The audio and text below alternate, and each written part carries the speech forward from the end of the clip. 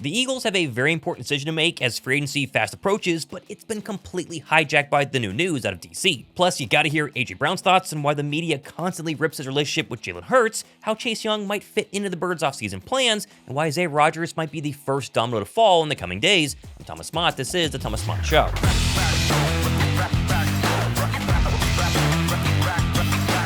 I figured today I'd start with the least controversial news in Philadelphia so nobody gets riled up and goes crazy in the comments section following the report on Sunday evening that, quote, according to a well-placed insider, discussions between Eagle players and their front office resulted in a massive no when asked if they would accept an invitation to the White House to honor their Super Bowl victory. Obviously, I'm kidding. This news is going to cause a ton of people in the comment section to go crazy on one side or go crazy on the other, but let me just be clear, I'm simply here to report the news and give my opinion on it. Which, first off, this is not official by any means, as the Sun report comes from a, quote, well-placed insider, not from an official Eagle team statement, as, according to other Washington insiders, the Eagles have not rejected a White House invite. The reports have gone viral on social media are fake news. The White House has not even sent the official invite to the Eagles yet. Still, though, I'd bet the Sun report is pretty darn accurate coming from insiders inside Philadelphia that if they were to get an invite, they would not go visit President Trump at the White House. Now, honestly, for what it's worth, you want my opinion on this, I would want to go as a team. I think it was always deemed as a non-political thing to go to the White House, meet the president after you win a Super Bowl for decades in the NFL. And visiting the White House and getting a tour, regardless who the president is, would probably be pretty cool. But at the same time, from a business perspective, America is as politically divisive as humanly possible right now, and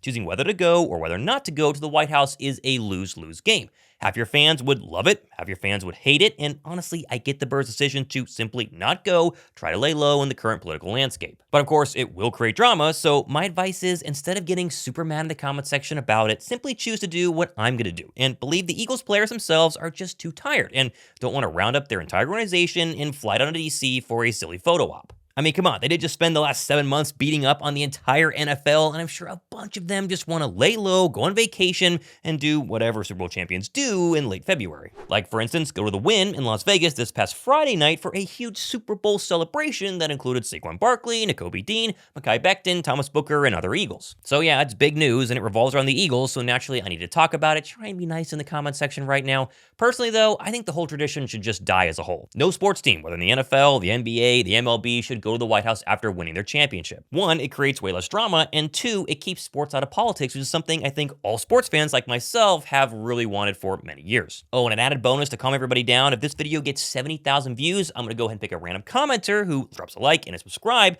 to either win one of these, one of the Eagles Fanatics Nike Super Bowl t-shirts, like the one I'm wearing right now, this thing is pretty sick, or my final Let's Hunt Super Bowl towel, which you can only get if you actually went to the Super Bowl. So leave a nice comment down below, drop a like, and be sure to be subscribed. If you thought all the Eagles were simply partying or deciding whether or not to go to the White House, I think right now you'd be wrong. Jalen Hurts' brother posted this video of the Birds' Super Bowl MVP back at his former Texas high school Channel View, working on his throwing motion and already preparing for the 2025 season. First off, it's wild how much tighter Jalen Hurts' throwing motion has become since his days way back when at Alabama, man, when everyone said he couldn't throw. Second off, if you thought the chip on number one shoulder from being the most disrespected quarterback in the NFL since being drafted would simply leave after finally winning a Super Bowl, you would be wrong, and you don't understand who Jalen Hurts is. This guy wants to win more than life itself, and I absolutely love it. Staying with guys who really want to win, and I've loved AJ Brown's recent media blitz going from podcast to news station to podcast again. He's given us some really great insights into the Birds' offense, his mentality, and recently his relationship with Jalen Hurts, as shown during this amazing hour-long AJ Brown interview on the $1 Million Worth of Game podcast, where Brown went into detail about his relationship with Jalen Hurts and the media reporting all season long that somehow these two players hated each other. Yeah, I'll be sitting up here lying to you that if we never had any issues, like, you know, we two guys, two alphas who wants to be the best and demand greatness from each other and everyone around us. So some reports are true, some reports aren't true. But me and him good, man. And, you know, we just want to be great. And like I said, we push each other and you know, sometimes, you know, we bump heads, but you know, that's normal, you know, and don't nobody sweat it. You know? But let me ask you a question. Have you ever been in a locker room where players didn't bump heads, players didn't push each other? Right. Issues? You know, that's what I'm saying. It's so normal. But, you know, I think from the history of this team and with McNabb and T.O., everything is magnified times 10. And it's just not the case, you know. You know, they're just doing their job And I was a journalism major in college, so I know all about propaganda and what sells the story and what highlights the story, what's gonna be the headline then. And I just really just understood, like, they just doing their job, and they picking a side, and it just whatever's gonna give me more numbers on TV and more attention, and that's what it is. It's all attention based, So I try to remove the feelings out of it. Now, if somebody get personal and come at me disrespectful, then we'll have to have a conversation. But that it is what it is. They don't know, and I don't really care that they're not going to understand it either. So don't forget that A.J. Brown and Jalen Hurts together on the field is the most dangerous combo in the entire NFL right now. The Eagles did not lose a single game in 2024 when both of them started and finished a game, staggering 18-0. And the fact that they are good buddies but still hold each other accountable and at minimum are locked in Philadelphia together for the next 2 years, it really doesn't get any better than that. What also doesn't get better is the continued stories from inside the Birds' Vic Fangio-led defense that continue to come out. Because not only was the unit #1 in the National Football League, but the youngest in the entire league as well, they also waxed the Chiefs on the biggest stage. And as we've seen, a recurring theme of today's show is the mentality of this team going forward, as according to Jalyx Hunt's really awesome interview on the Pete Takes YouTube channel this Sunday, Vic Fangio was not pleased with the Birds' second-half defense in the Super Bowl and let the team know it even days after still winning the big game. He doesn't want teams to score at all. Matter of fact, after we won the Super Bowl, we came in, I think we had the parade Friday. On Thursday, we came in just for a team meeting to let everybody know how the parade was going to go. The offense dips out. Vic, defense come out. He goes over, we have a checklist each game of what we need to do, and if you get a yes in those boxes, you'll 9 times out of 10 win. 9 times out of 10 win. Did we win? Yes. Did we hold them to less than 4 explosive plays, run or pass? Yes. Did we win on 3rd down conversions? Yes. Did we win on 4th down conversions? Did we stop them in the red zone? Did we miss tackles? Did we sack Mahomes? Like, each thing. He goes to just the first half stats. Good. We stopped them here. They got negative 55 yards, negative 11 in the first half. This is unacceptable. Circles the second half. Unacceptable. 22 points. We won. They didn't score in the first half. We're having a meeting after the Super Bowl. He wants perfection. Right. Like, through and through. And you can tell in the players that he recruits. Zach Bond, one of the smartest linebackers I've ever played with, I've ever seen play. Nakobe Dean, one of the most instinctual players I've ever seen. Oren Burke, so detailed, it's insane. But it's all because of BK, who's a linebacker coach, but then Vic Fangio. Like, he knows that in order for his defense to work, he has to have an insane linebacker. He demands excellence. He demands it from every level.